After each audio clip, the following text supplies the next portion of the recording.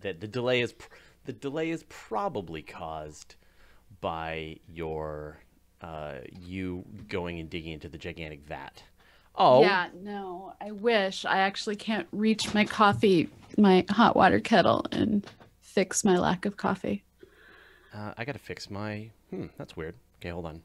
Okay, I'm gonna turn on my hot kettle then. You are gonna fix yourself a great big thing of coffee, or like you just like, man.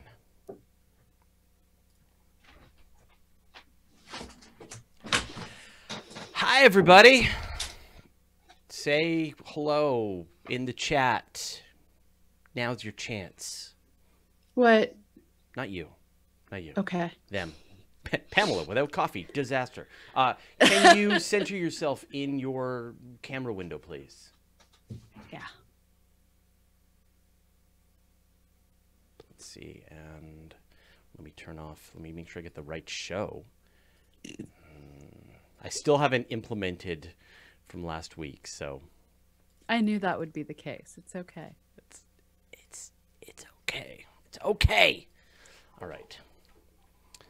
I think we're good. Yes. Okay. All right. Everyone had a chance to say hello. Here we go. I'm going to say hi back to you. Hello to Abraham Cottrell, Arnold Post, Astro B, Ben Appleby, Bill Sugden, Carolyn B, Charles Dennis, Charles White, Colin Jones, Dusty Reichwin, Eric Bennett, Graham Walbridge, Guido Bibra, Helg Bjerkog, Henrik Bo Anderson, James Aberson, Janelle Duncan, John Suffield, Johnny Zed, Just Looking, Jorn Albert, Kate K, K Spence 303, Quad Libet, Larry Beckham, Linda Sadik, Michael Jobin, Michael Meyer, Tom Harbin, Nancy Graziano, Peter Quinn, Arinstro, Rate Kisa, Rick Schwartz, Ryan Schmitz, Srihari Ayapia, what's it, Ayapilla? Thomas Traniker, Tony Reggett, Uncle Bill Druin, and Zapfan. Hey, everybody. Welcome to Astronomy Cast. All right. Where did Pamela go? There we are. And where's the both of us? There we are. Okay. I'm in St. Louis area. You're still where you always were. Yes, I haven't moved this time. Other times I'll be moving, just not this time. Really interesting piece of research just came out today from Kansas University. I don't know if you heard about this. 12,000 years ago, a 62-kilometer across comet broke up, impacted the atmosphere, and set the world on fire. And it was as bad worldwide fires as the dinosaur impact. When did that happen? 12,800 years ago. That's fairly recently. I know. There was already humans in North America. It was just wrapping up an ice age. Yeah. So anyway, this just came out today. I think like 12 different geology departments worked on this. I forget the exact number. They were working on the story, but it's awesome. Like, it's just like, I mean, scary that it happened so recently and that it was so destructive. But wow, what a sort of really interesting piece of research. So anyway, that'll be showing up on Universe Data in a couple of hours. Okay. Yeah. That's deeply disturbing. What are you? This is right in your wheelhouse. This is the kind of thing you love. Tell me more about the death. Fire, I don't want to die by. I draw a line at fire. I've seen those episodes of ER and Grey's Anatomy. So, and you don't Squish, think that's fast. You don't think that a firestorm caused by a supervolcano going off isn't a bad day? I think you just. I'm hoping to just die by lava first. Just admit your hypocrisy, and we'll just be able to move on here. I can be a hypocrite occasionally. It's all right. I'm human. Ben Appleby asks, put caffeine in my face. What do you guys make of SpaceX's destruction of their booster? Can you be more specific? Well, so SpaceX just did a Geosat. Yeah, but so because it was such a high burn launch, they couldn't bring the. But they tried. So what they did was they did a 3-engine burn when the rocket was coming back to the Earth, and they didn't want to wreck the drone ship because it was going to be putting out so much burning. So they landed it in the ocean, and they used these 3, but they tested to see if they could actually land it, and so they landed it in the ocean. So they like hovered and then just settled into the sea? And then let it sink into the ocean. And there's pictures on SpaceX or Elon Musk's feed of the rocket floating sideways in the ocean. And now they're going to try and grab it and tow it back to I think that's shore. Awesome. Yeah, I think it's and so the question then is, can they harden the drone ship to be able to handle this high engine burn? And if so, then now these geostationary satellite launches are also potentially reusable as well, which is really exciting. So I unless there's like more to that, like Ben, if there's more that Ben had to say about that than what I was just talking about, I haven't looked at this since I reported on it yesterday, but it's a really exciting development, and I'm pretty stoked about that accomplishment. Yeah, that is super cool. Yeah. Okay. Right on. Well, let's do this thing that we like to call Astronomy Cast. So if you're wondering what it is on Earth you have stumbled into, we are going to be recording a live episode of Astronomy Cast, and you're going to watch. And then we will wrap up at a time of my choosing. It's true. And then we will stick around for another half hour and answer your questions about space and astronomy. You've been warned.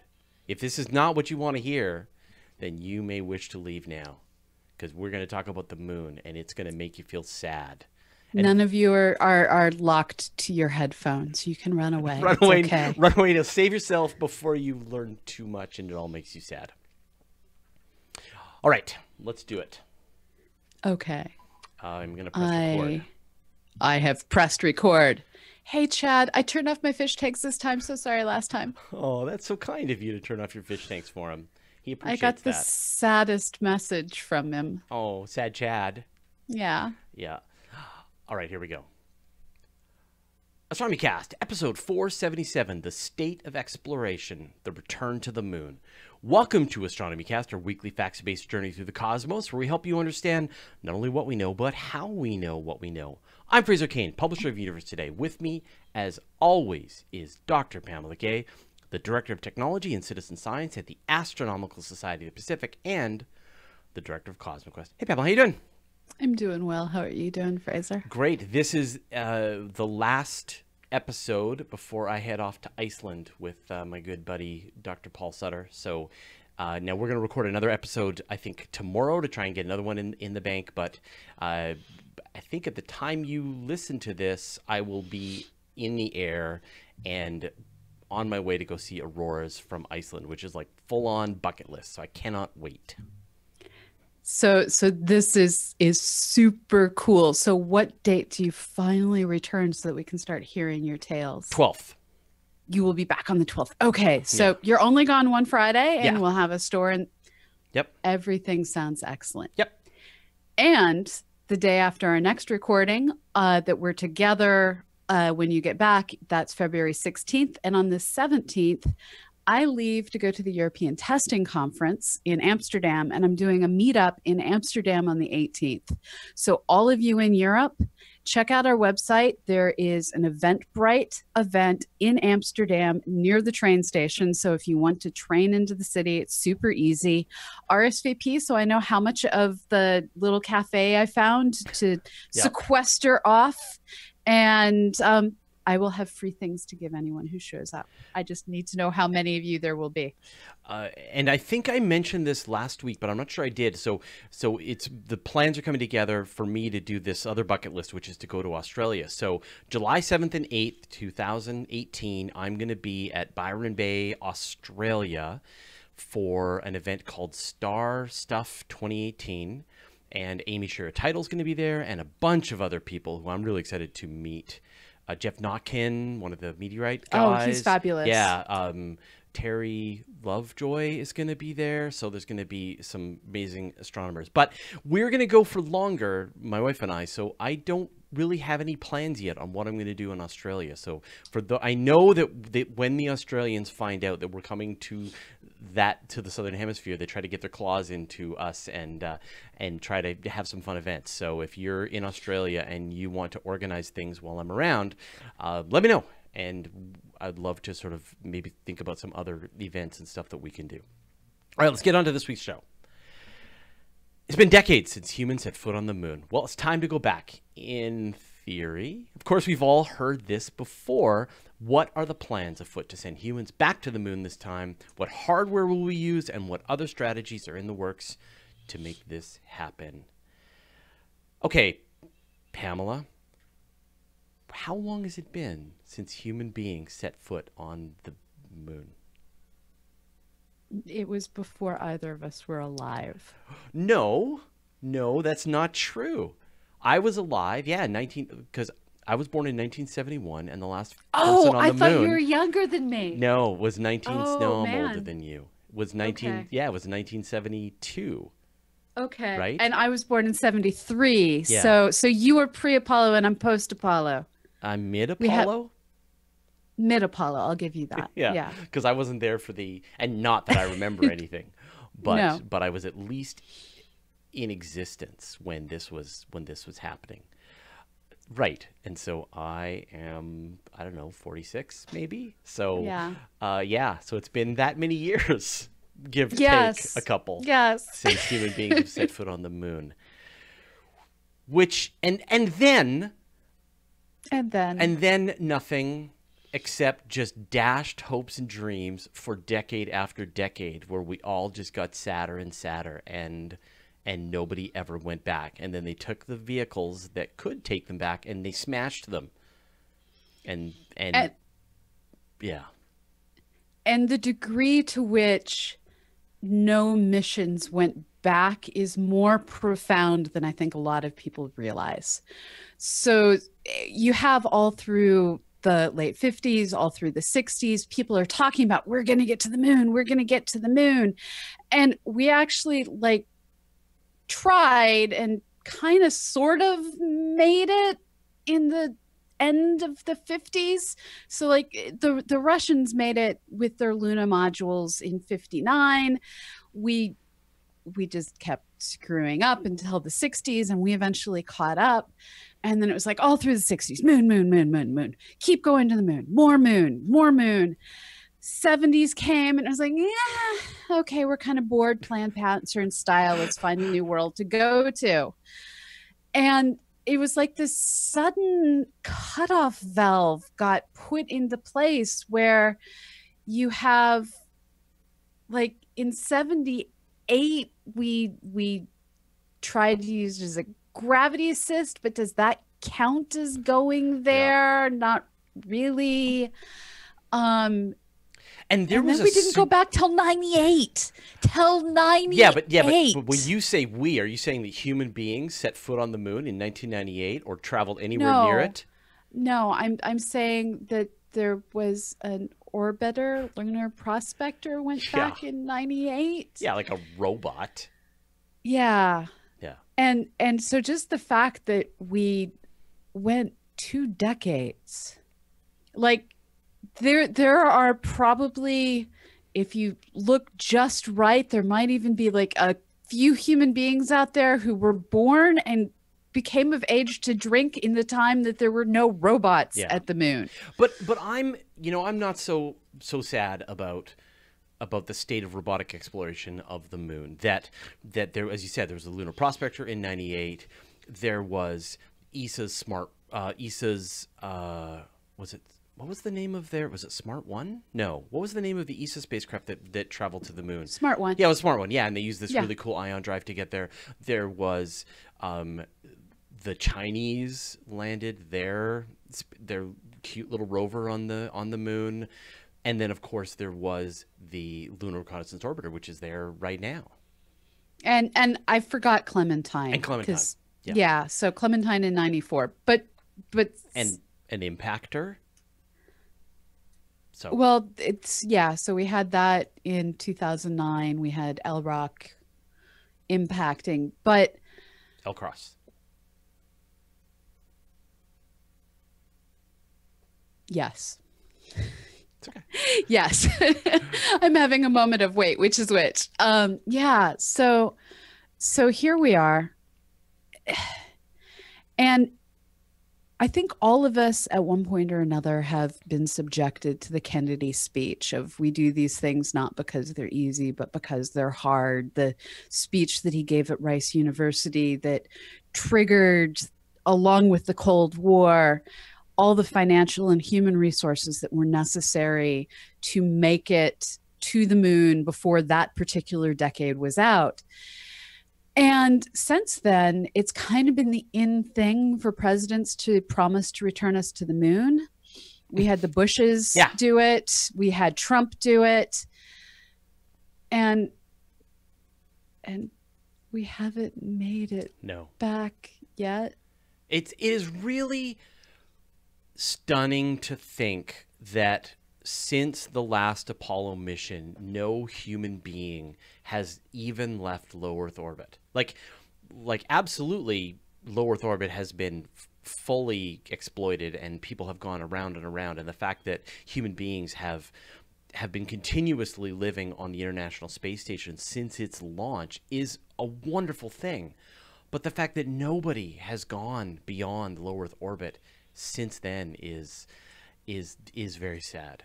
So yes. Now, when did people start to seriously, recently consider returning to the moon? When did this start to happen?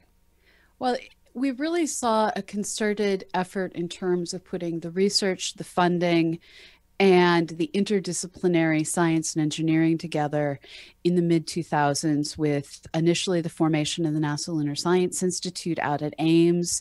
And then that got replaced with SURVEY, which is a small solar system object replacement that's more inclusive depending on whether or not we're going to go to the moon, Mars, or a small rock.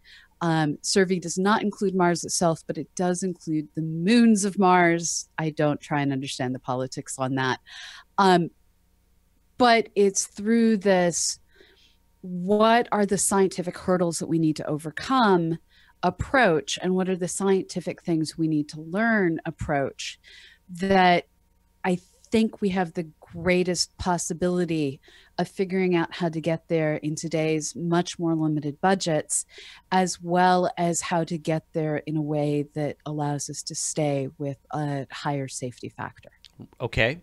So what is the, I mean, I think we should sort of set the stage a bit. Like up until a year ago, the plan was, well, okay, yeah, I can't. There's got to be a little more history. All right, let me see if I can do this quickly. After the space shuttle, they were going to switch to the Constellation program, and the Bush said that we're going to go back to the moon, and they were going to build the Ares 5 and the Ares 1, and the Ares 5 was going to be for cargo, and the Ares 1 was going to be for people, and then they were going to dock up in space, and they were going to go to the moon and then off to Mars. And then the Constellation program was canceled, and they switched to the Space Launch System. Space Launch System was going to be used for going to asteroids, theoretically, and they built the Orion Crew Capsule module, and it was going to help build the Deep Space Gateway. Then last year, the Trump administration announced that they were going to be canceling the asteroid program. Go. Here we are. Now we're going back to the moon again. So how's this going to work? It depends on who you believe and who you listen to. Only you. That's the only, okay, the only one I'm going to believe and listen to right now. So I honestly suspect, due to the variations from administration to administration on what NASA is authorized to do, that it may be SpaceX that gets us somewhere first, because Elon Musk can pay for things. Okay. Well, but you're adding variations. Can you, like, let's go to what is currently the party line. What is the you know, NASA's going to do the job.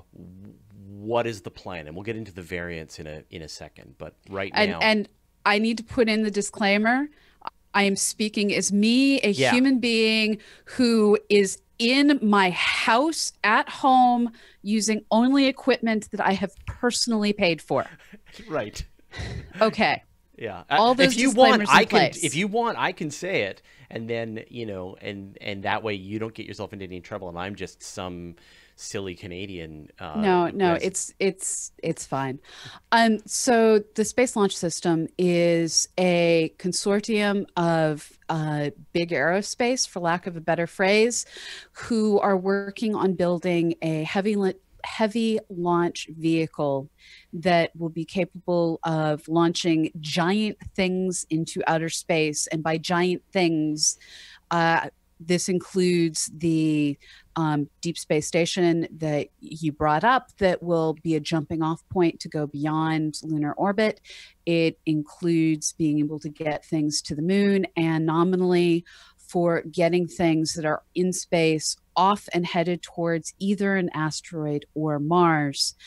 And it's the return that is trickier, because Mars has a much larger gravity well, and how we get things back and how we survive the radiation of space are all unsolved problems at this point.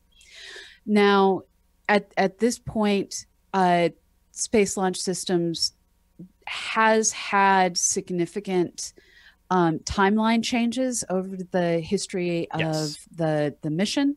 I believe they were already supposed to have launched oh by yeah, now. yeah. And they haven't. Well, we should talk a bit about what the Space Launch System is going to be, right? So it is a very traditional looking rocket. It is. Yes. It is a monster.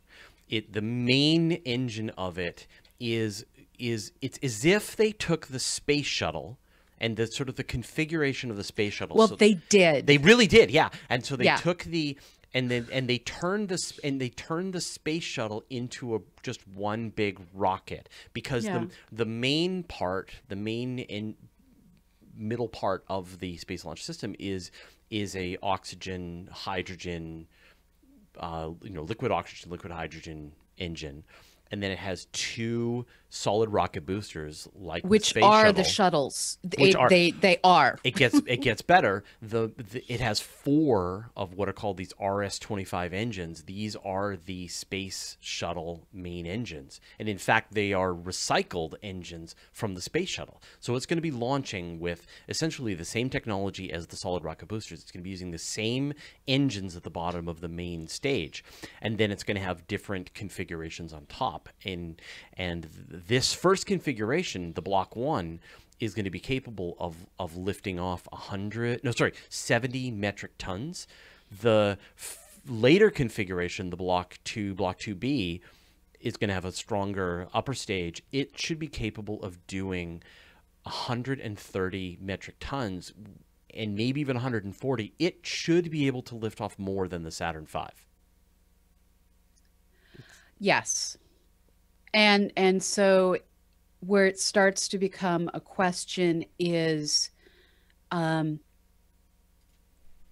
because this was originally slated for 2017, we're now looking at 2020s, no earlier, and increasing costs along the line.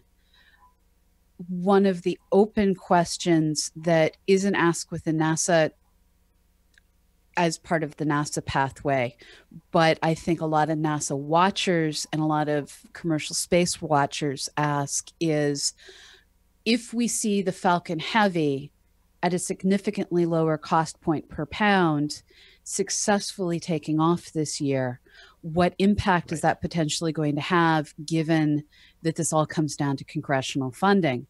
Now, one of the reasons that Space Launch Systems initially got put together with this consortium was there was a great deal of lobbying, a great deal of concern about essentially big space no longer having the big contracts that they used to have.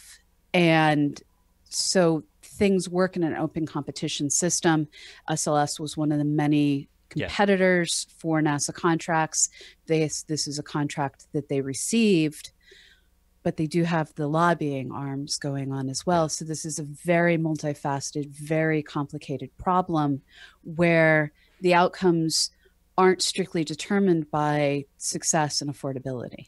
Now, and you know, and the sort of the main purpose of this really was to put the workforce of the space shuttle to work on very similar hardware, to adapt them to a vehicle that is capable of going into deep space. And so the SLS really is the space shuttle, but designed for deep space and heavy lift. I mean, the space shuttle was a heavy lift vehicle. Now, if everything goes well, we're going to see sort of the first launch, as you said, maybe 2019, but I think you're right, 2020.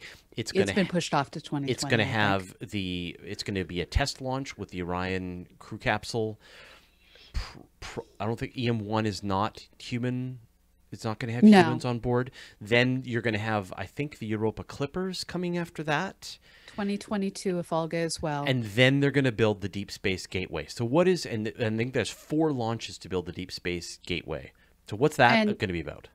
So I believe this is a Lockheed project where they're looking to build a platform that is several different modules plugged together, and then you can use this as either a jumping off point to get to the surface of the moon, or because you're really out of the gravity well for the most part of both the Earth and the moon. This is closer to the moon than to the Earth. You're ready to build things there and hop off to go into, further space. And so I think, you know, you're looking at construction of the Deep Space Gateway into sort of the mid-2020s. And if that all happens, then we may then start to see missions from the Deep Space Gateway down to the surface of the moon following that. Yes. And the question starts to become, so the Deep Space Gateway is something that is the same consortium of people that are behind the International Space Station. So this is take that group of know-how, that group of collaborators, that group of funders for, well, you have to have money, and go out into what's called cislunar space, this area between the Earth and the moon that has this completely different gravity well that you're dealing with, and take off from there. Now, with this group of people, something's going to have to happen, but it's still very much at the concept stage. It's still very much at the proposal stage. And so it's going to be interesting to see what happens. It was a study that came in November 2017 that helped set forward the guidance for how we're going to do this, and awards are just starting to get made. One of the things that's really interesting, earlier this year, or I guess late last year, the Russians announced that they were going to be contributing to the Deep Space Gateway. So they're going to be contributing 3 modules at least, as well as the entire docking system to the Deep Space Gateway.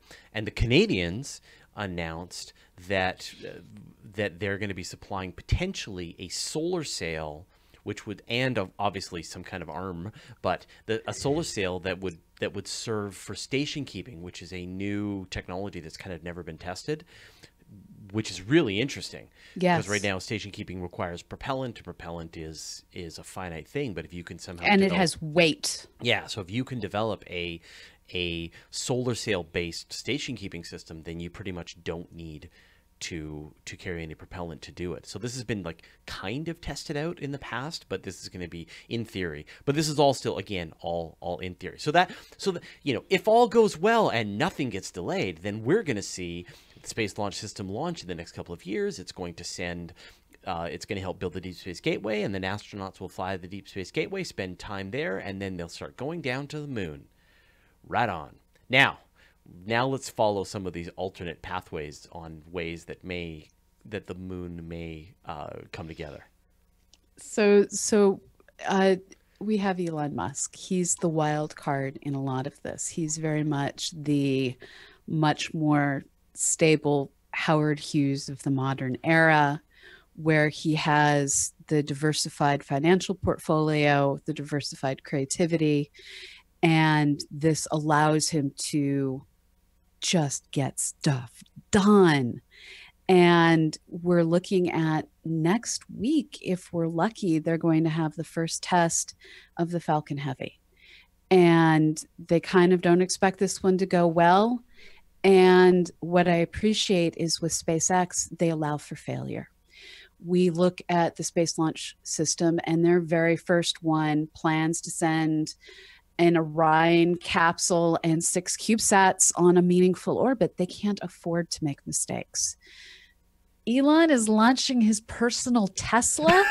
I know. It's so funny. It's so weird. Like I feel like we're dreaming right now that this is a private individual is running a company that's going to launch a car to Mars. To the orbit of Mars. Yes. Not actually, it's not contaminating Mars. Yes. It's the proximity of someplace Mars has the potential to be. So if they pull this off, the Falcon Heavy costs $90 million a launch. Like if you want to buy a payload on a Falcon Heavy, you only have to spend $90 million. SLS is going to be $500 million to $1 billion per launch. You can tell I just did an episode about this. Each individual RS-25 engine costs $60 million.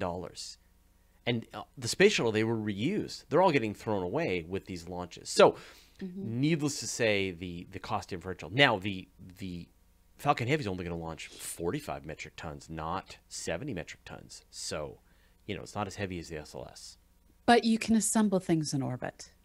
I mean, think about how much more cost effective it will become to have 2 of those 90 million launches. That gets you the same tonnage essentially once you have some drive systems added as that one SLS. You don't have to wait as long.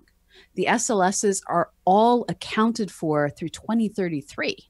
There's no extra SLSs that are hanging around going, hey, I'm available for commercial use.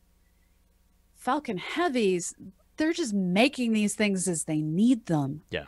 And so we don't know yet what's going to be available and what's not. But because of this potential flexibility and the lower cost, you just change the way that you're thinking. And we go to a model of, we know how to dock things together in space. Otherwise, our astronauts would starve to death. Let's just robotically dock things together and move forward with things that launch in 2 pieces instead of 1. Yep. So I guess what we're looking at is the Falcon Heavy has been delayed many years. And it has turned out to be a more complicated and more expensive and more risky undertaking than SpaceX had ever planned. And at the same time, they are now hopefully going to launch this. And I'm sure NASA is looking at this, but until they get guarantees from SpaceX that, oh, yes, absolutely, we are as safe as you require. We can handle the payloads that you want. The price is cheap. It's all good. Well, then NASA's only reasonable direction to go is what they were already planning until someone proves them better. Because a lot of the time, SpaceX is talk. Right? Well, and so there's also this other problem. So I don't know about you, but there's been more than one time I've been playing a video game and I'm like, dang it, I'm going to just spend $15 to speed up this part of the game that's driving me crazy and pay for the booster packs. And then I feel like financially obligated to keep playing the game, even if it's no longer fun. Sounds like the sunk cost fallacy. It's the sunk cost fallacy. Yeah. And if you start looking at the Space Launch System, you have the Orion capsules, which are not compatible with the Falcon Heavies. You have all of the other vehicles that have been built from the folks working on trying to plan lunar rovers to everything else, all built and adapted, at least in CAD software, specific for the Space Launch System. How easy or hard it's going to be to say, okay, so SLS is still slow. It's still behind the gate. It's not getting here any faster. We now have the Falcon Heavy. Do we reconfigure? Do we buy into the Dragon? Do we continue parallel development so that we don't have, like we had before, only one path to Yeah. space? And I think that's the key, right? Is that we suddenly have multiple paths to space. Yes. That up until a decade ago or so, we just, all we could do was wonder why NASA hadn't sent humans back to the moon, or hadn't, there were no real plans to go to Mars. And now what you've got is you've got not only NASA, but you've got potentially private individuals like SpaceX, like what Jeff Bezos is doing with Blue Origin, which, I mean, And Sierra Nevada. and then you've got other interesting things like these collaborations between, I think, man, I feel like it's Lockheed Martin, might be, and Bigelow, to send Yes. an inflatable habitat to the moon. The Chinese have built their own simulation moon base in China, and people have been testing out in that, and they've made it really clear that it is their plans to send humans to the moon. Yes. And you see, they're sending rovers and spacecraft and missions to lunar orbit, so that's in their works as well. So I think whether or not it's NASA, whether it's SpaceX, I think we are now inevitably on this pathway that humans are going to be making it to the moon. And I have to add, I'm pretty sure China's actually going to get there first. Whoa! So You think so? I'm throwing that in. And no, I do think so. They have been quietly doing great things with their space program. Due to various congressional restrictions, we are not here in the United States allowed to collaborate with the Chinese. And they're not allowed on the International Space Station. The Russians are, but the Chinese aren't. And Now, because when you say great things, you're using that in the Harry Potter sense, great, the Voldemort sense, right? Great and terrible things, but great things. No, I mean, Yeah. like they successfully had a space station. Admittedly, the first one kind of fell out of the sky. It's going to, yeah. Well, yes, it's falling actively out of the sky, but they've been quietly doing human launches. They've been quietly building infrastructure in space. They've been quietly doing solid lunar exploration. They're building their tech.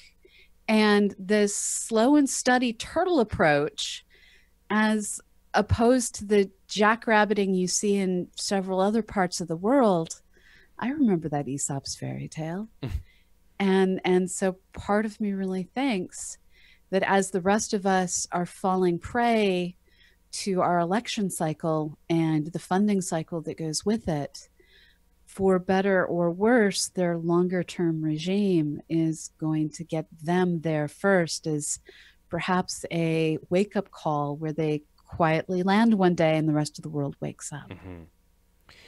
And then I think the last piece of hardware that I think we should mention is the BFR, which is going to be coming down the pike from SpaceX, the big freaking rocket, the big fabulous rocket, the big phenomenal.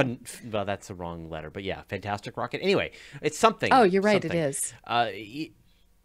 As you know, part of the presentation, the BFR will, just as one of the things it can kind of just do, is land on the moon and return to Earth all on its own. All because. And all reusable. So if the BFR actually, if and when the BFR starts to fly, then these kinds of missions, then we are in an entirely new game. It is not, what the way these missions were planned. It is a totally new field, and I think we need to take everything, the entire rule book, throw it all out and start from scratch, because now the capability and the distance to get, the capacity to get to space and to go to various destinations is at a phenomenally cheaper price, is totally new. So and what I really want to see right now is someone to sit down and do a comparative study of this company says they're going to complete things by this date and they're always 10% over, and this company is always 30% over, and this country is always 10% over, and this country is always, they just don't even get there. Yes, Elon Musk is always behind the bat, but so far he's getting stuff done. I don't think he was on many of our radars back when the Ansari X Prize was won by Space Composites. And I was expecting Virgin Galactic to be launching tourists by now. And here we are. Yeah, with rockets that land. It's crazy. Yeah. All right, so let's just have some fun. And then we'll wrap up this episode. So place your bets. Who and when? China 2025. Okay. Good one. That's good. Okay, I'm going to say NASA via a Falcon Heavy in 2028. Wow. Why are you the enthusiastic, optimistic one? Weird. Anyway, I clearly I've been too deep into this for a little while. When we started this show, I said Russia by 2020, so I'm not to be believed. Oh, someone dig that up. That would be awesome. All right, thanks, Pamela. We'll talk to you next week. Bye-bye. All right. Let's save this. Yeah, we've been doing this show long enough to be very wrong on predictions. Oh, God, I would love to hear these predictions. That's funny. Save project. We are on episode 477. That was a little longer. Actually, that should have been 2 episodes. Yeah. We should have done 1 episode on the SLS and their plans, and then done a whole episode on all the alternate plans, because there's a bunch of really interesting ones as well that we didn't even get to. We can always do an appendix to the episode. Tell me what you think, people. Should we do another one and take another crack at the who else? I feel like we messed it up though, because we already sort of mushed it all together. So anyway. Yeah. Okay. Okay. Yeah. No, let's just move on. It's fine. We'll don't worry. We'll come back around and NASA. So Jorn is saying, yeah, NASA astronauts via SpaceX BFR in 2026. Yeah. I was going to say BFR, but I feel like the BFR is going to be late. Yeah. And so that was why I went with that's why I went with the Falcon Heavy, but I think Jorn in the chat is super close. So I don't think that they'll be human certified that soon. Well, okay, so here's the problem, I think, is that the hardware to land on the moon doesn't exist. The BFR can just do it. Right? And so you could literally just take a BFR, fly to the moon, land, open up the door, and the astronauts just, prance about on the surface of the moon, and then they get back in their rocket and they come back to Earth, and there's no additional hardware required, and that's super compelling. But the trick is getting anything human certified. We've been watching them with the Bigelow capsule going, we have extra space and it's right there and we can't go live in it. So like if Bigelow is still kind of hanging out on the side of the ISS without humans able to like enjoy the extra space. Yeah. Human certification is a long, slow process. Brian Cordova says that Flat Earth guy 2019, which sounds good. That sounds about right. Sorry for laughing into the microphone, folks. All right, hit us with some questions. Larry Beckham says BFR will be late with all hands lost. Oh, let's hope not. No. No more hands lost ever again in space exploration, please. I'm sure that will happen. At least not at the beginning of February. Could we at least not have another disaster at the end of January, beginning of February? All 3 big U.S. space disasters happened within like a week of each other. It's the worst. Well, so I was talking to someone who worked for NASA back throughout all of those. Um, and one of the points that he made that had never occurred to me is that cold played a large role in both the space shuttle disasters, Hmm. and that it's basically the January February curse is the cold weather that you're dealing with. In one case, you had a frozen O-ring, or at least a very cold and not Yeah. structurally flexible enough O-ring. And in the other case, you had chunks of styrofoam that were apparently more willing to fall off during the cold weather than when it was warmer. John Drake is asking, how crowded can Lagrange points be? How big is that point? I haven't actually looked that up, so I just don't know. I'm sorry. I mean, if we're They're assuming, pretty big. yeah, and we're assuming the L4, L5 points, which are the stable ones, as opposed to the L1 through 3, which are unstable. Okay, we don't know. There's saying in the chat that Flat Earth Steam person is planning to attempt his launch again. Yeah, no, I know. I did not. I thought that he'd like went silent after Thanksgiving and might have had his family talk him out of it or something. I But don't think so. okay. Paranor 001 is asking, isn't one of the big issues with going outside Earth's protection is our current electronics surviving? It's less the electronics as the human DNA surviving.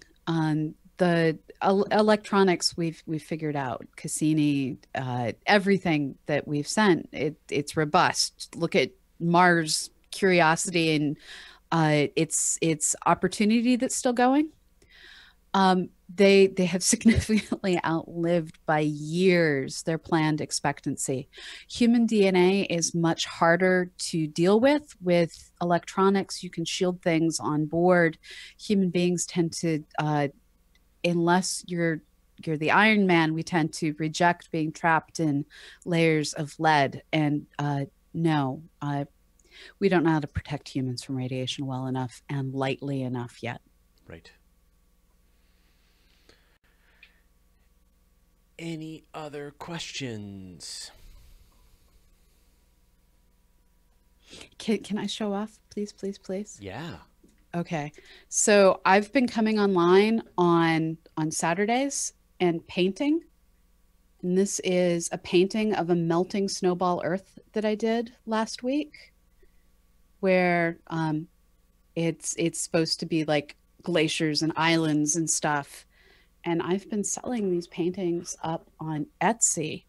So if you go to 739 Studios, this is an ice world. You can get things that I've been painting. And given our current political circumstances, if we can't go visit the planets, damn it, I'm going to make them in my home office and get paint everywhere. That is awesome. How do people follow what you're doing with all of your streamery over on the Twitch? So we've been doing a pretty good job at getting everything announced in the Weekly Space Hangout. So all of you who've joined the Weekly Space Hangout crew, thank you. You'll get a hold of everything there. Follow me on Twitter. I announce everything on Twitter, and I've been doing all of my streaming on Twitch. So twitch.tv/Starstrider will give you access to all the random streams I've been doing. So I've been coming on Tuesday nights with CosmoQuest and writing software to do various data visualizations. I've been going on my personal stream and narrating and discussing the science in Jules Verne's book Off on a Comet, which is hilariously bad while having a good plot. So come join. And yeah, if you've ever wanted to hear Pamela, very zen. Have Pamela read Jules Verne, this is your chance. You asked for this. Witness the power of a fully operational Pamela. David Sims is noting that stuff can get squeezed out of Earth, Moon, Lagrange 4 and 5 because of the moon's eccentricity makes the move back and forth. So, right. Yes. I mean, the moon does not have a completely perfectly circular orbit around the around the Earth, and so they're not fully stable.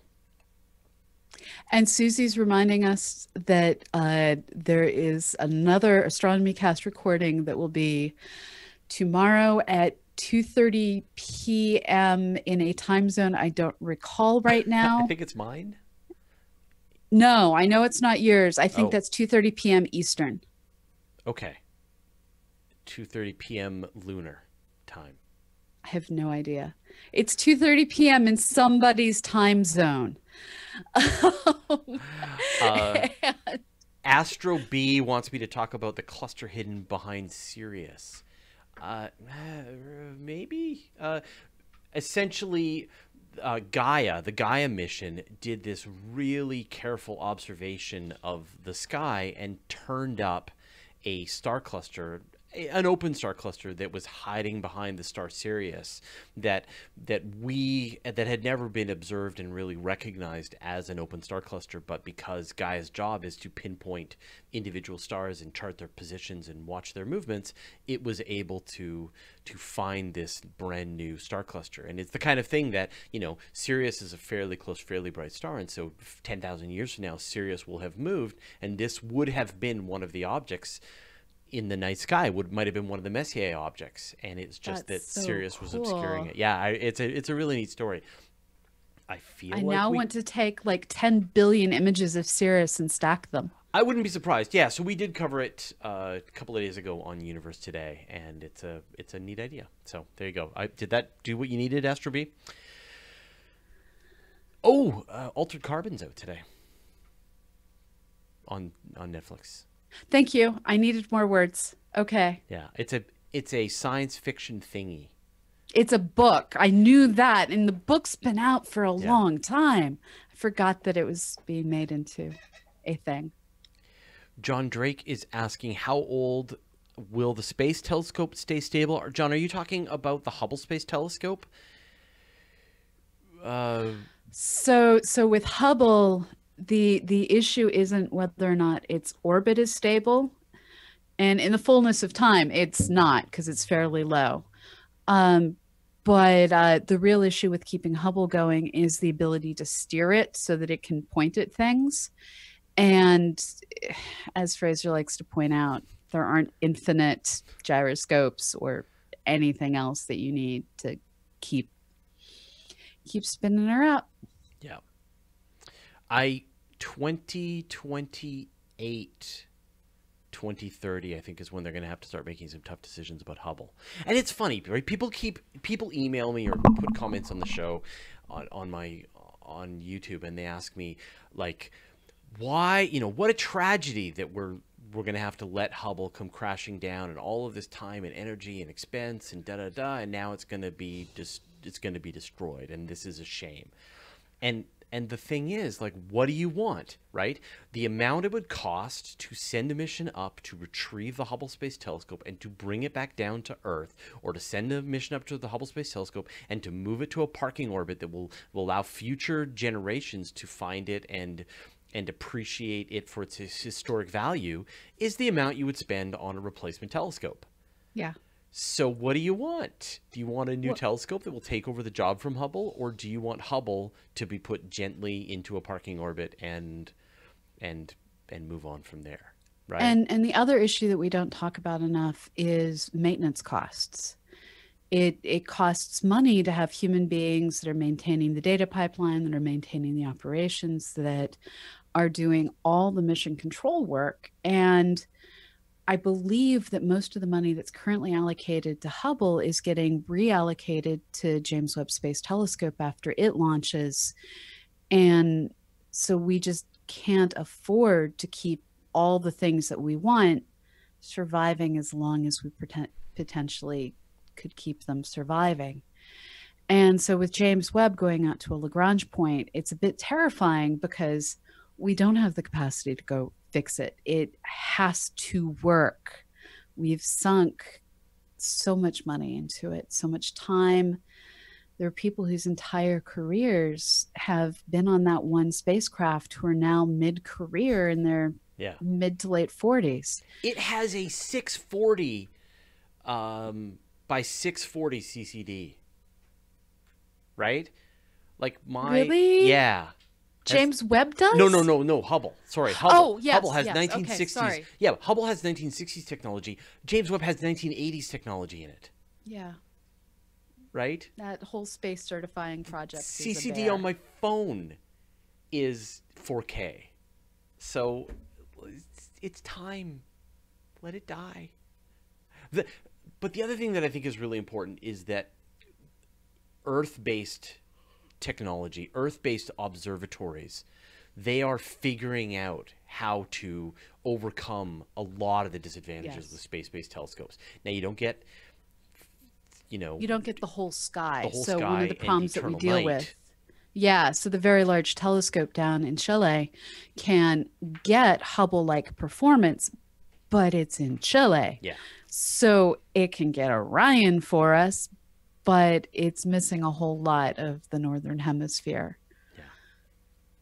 We need more dark skies in the north, but most of the world's population is in the northern hemisphere. Yeah. But the kinds of capabilities that, from interferometers and adaptive optics and some really interesting new technologies that they're developing, we should see Earth-based telescopes making discoveries of Earth-sized worlds orbiting other planets, orbiting other stars, and then that's going to be done, from the ground with instruments that you can go in and you can pull them off the back of the telescope and change them and make them better. And we just have to change how we do it so we can discover those using transiting technology from space.